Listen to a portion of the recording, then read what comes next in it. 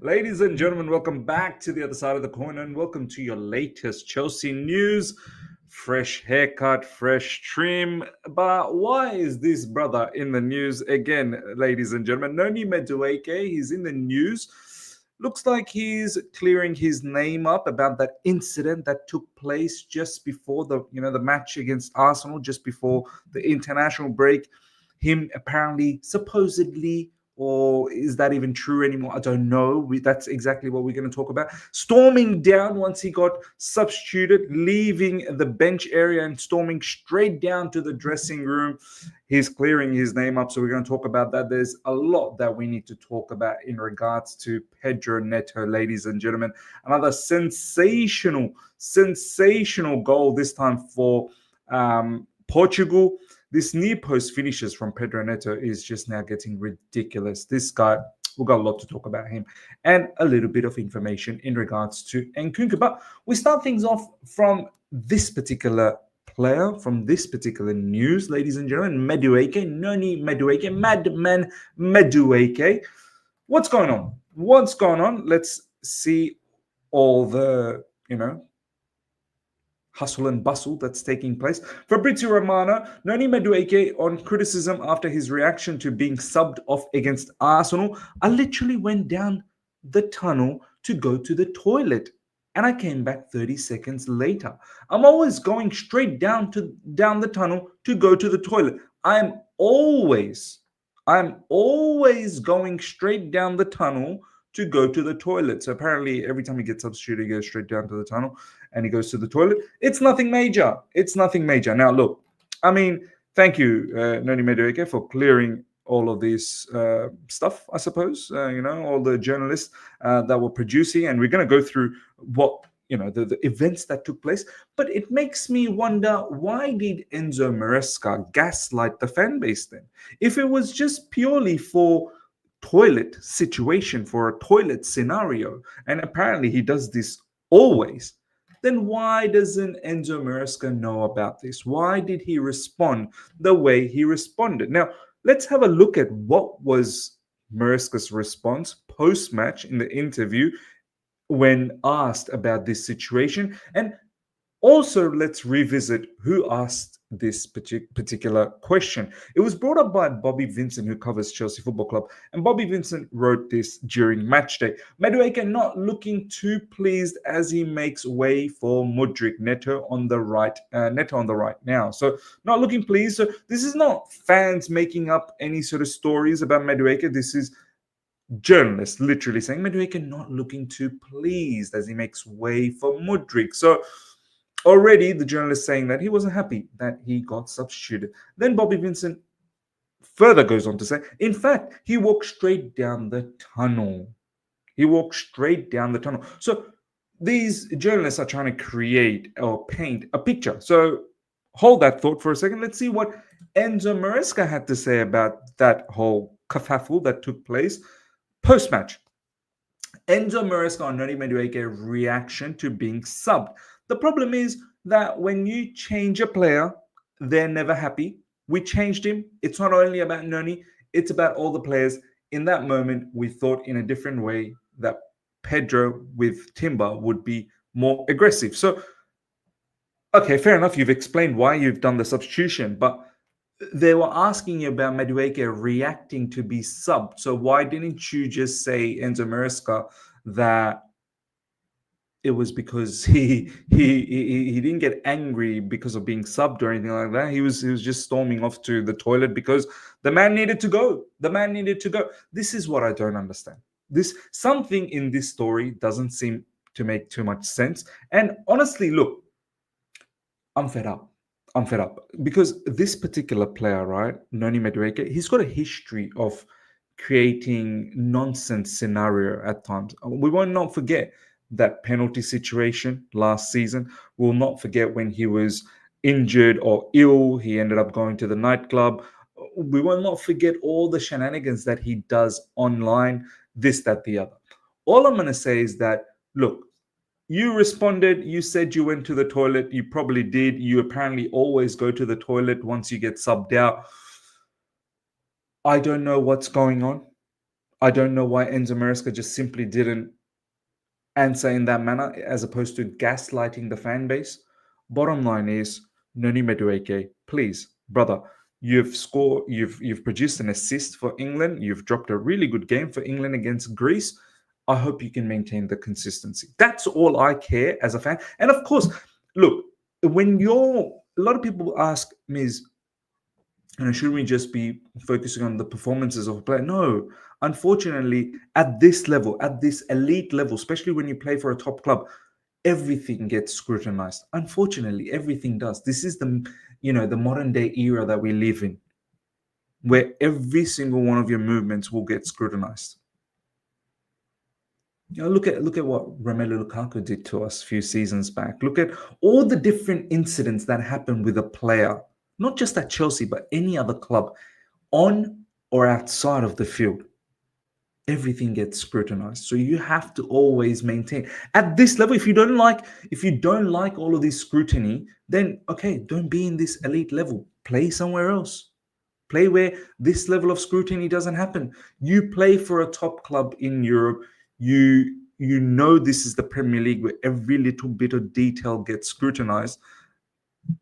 All I'm going to say is that make sure you're consistent on field. If you're showing some level of disgruntled attitude, which is normal, you're getting subbed off, no one gets happy, but you're going storming down to the dressing room now. You're saying that you always go to the toilet. Your manager's saying that you were supposedly angry. As I said, I don't know who's saying the truth or not. What matters to me is perform. Perform, perform, perform. Show me consistency. Because that's what it matters. If you don't show me consistency, all of this, I don't care.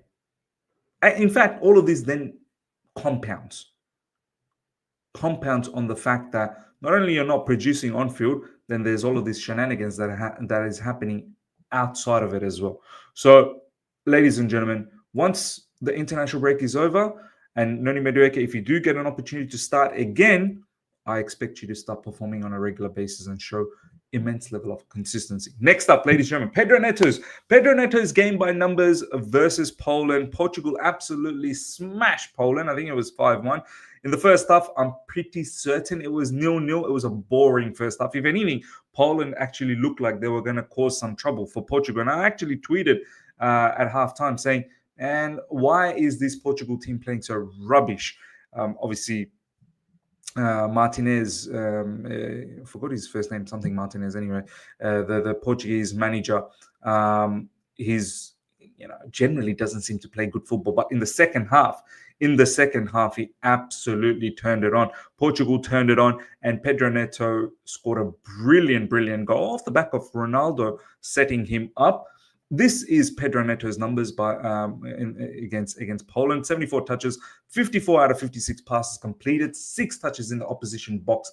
Immense. 3 chances created, 3 out of 5 drills won, 3 shots, 2 shots on target, 1 goal. Goals in back-to-back games for club and country, of course. And the goal that he scored as well, let's have a quick look. I'm gonna try and sort of frame by frame it so that you guys can all see this. So you can see Pedro Neto on the bottom. Let's try and go frame by frame. Pedro Neto picks up the ball, sort of dribbles forward, cuts in, finds Ronaldo, as you'll see very, very soon. There you go. He lays off to Ronaldo. Ronaldo then, it's a very good assist from Ronaldo, mind you. Ronaldo finds a gap in between the defense and a huge hole as well, as you can see in the second line over here.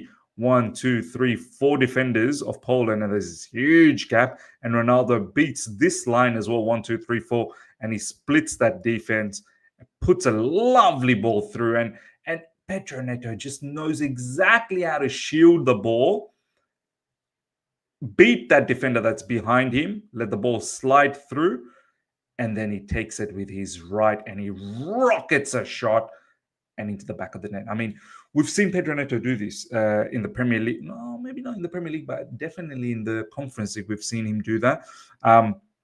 He's getting a knack of scoring these near post finishes with his right foot. It is absolutely brilliant. Look, after the international break, I fully expect this guy. He's immense anyway. Honestly, he's immense on the left side. He's immense on the right side.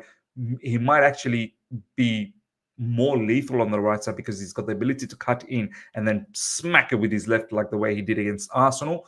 But he also has the right foot to have those near post finishes, and he's got the cross. He's got the inverted cross. I think on the right side he can be a lot more lethal, but on the left side is also.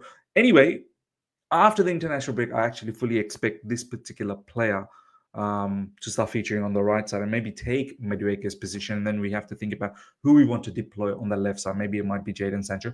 We shall see. But Pedro Neto, ladies and gentlemen, honestly, this is the standard. This needs to be the standard at Chelsea Football Club.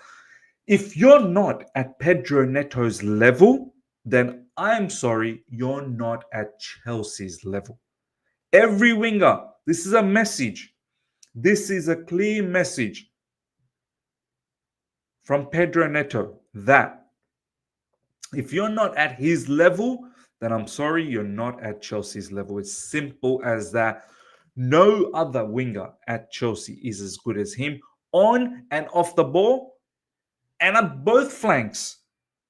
Pedro Neto is probably the starting winger on the left side, and he's also the starting winger on the right side. He's the best winger, regardless of where, left or right. He would be the number one selection for both of them.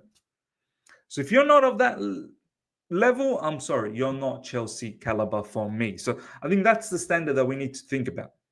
When we talk about Madueke, when we talk about, Sancho, when we talk about Mudryk, guys, that Pedro Neto is the level that we need to think about.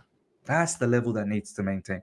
Let me know your thoughts. Let me know your thoughts, ladies and gentlemen. Next up, Chelsea aren't putting a price on Nkunku. Nkunku isn't unhappy because he knows he'll get opportunities over the festive period, and if he does well, he'll keep his place. Man United haven't inquired. Look, so, this news, Man United haven't inquired, that could potentially be true because I know in recent times that has come out from L'Equipe that perhaps Man United are interested. Maybe that's just some agent rumors. I don't know. But to say, and this is coming from Ben Jacobs, by the way, but to say that Nkunku isn't unhappy because he knows he'll get opportunities over the festive period, and if he does well, he'll keep his place. You're telling me he isn't unhappy? You're telling me right now he's not unhappy because he's so calm in his head. He's quite okay not to start in the Premier League. He's quite okay to get, peanuts of minutes in the Premier League. He's sometimes not even coming off the bench in the Premier League, and he's quite okay to be the B type of player, the team B player in the Conference League. You're telling me he's not unhappy because he can see that there are plenty of no. It's quite natural. It's very natural to be unhappy. He's a superstar. That's probably what he thinks of himself. He may not be right now for everyone, but he is deemed as a superstar. Injuries have marred his, circumstances from last season, and now he's finding it a bit difficult this season to crack into the main Premier League team. He's a Conference League player, it seems like. He's unhappy, 100%. And if he wasn't unhappy, I'd actually be very, very surprised about his character. The fact that he's unhappy makes me think he really wants to deliver. He wants to break through. Don't tell me he's not unhappy, then it makes me think he's complacent. He's okay with what's going on. If he's not unhappy, then I'm worried that he doesn't have any ambition to make it into that Premier League team. So this information, I don't think it's true. I know Fabrizio Romano tweeted as well that, look, there's no intention from Chelsea Football Club to let him go, and there's no talks between Chelsea and Man United. And I believe that, but I don't believe the fact that he's unhappy, that he isn't unhappy. That for me is complete bollocks. To be honest, I think in this situation, if I was him, I would be unhappy, and I'm keen to see what happens after the international break. If I do get the opportunities to make, a huge impact, not just petty minutes off the bench, like a huge impact. And it should be like that. We've got some favorable fixtures coming up. I fully want to see players in the likes of João Felix and Nkunku to be fully trusted. There's no more excuses after the international break. There are games that we need to win. Full stop. We've got the bench. We need to fully utilize it to win games. No more safety first measures. These upcoming games after the international break, they need to be wins. They absolutely need to be wins. Ladies and gentlemen, let me know your thoughts about everything we spoke about. Madueke situation. We talked about Pedro Neto situation. We talked about Nkunku. Let me know your thoughts. Smash up the like button if you're here for the first time. Subscribe, hit the bell notification to stay in touch with all my content. Until next time, take care. See ya. Bye.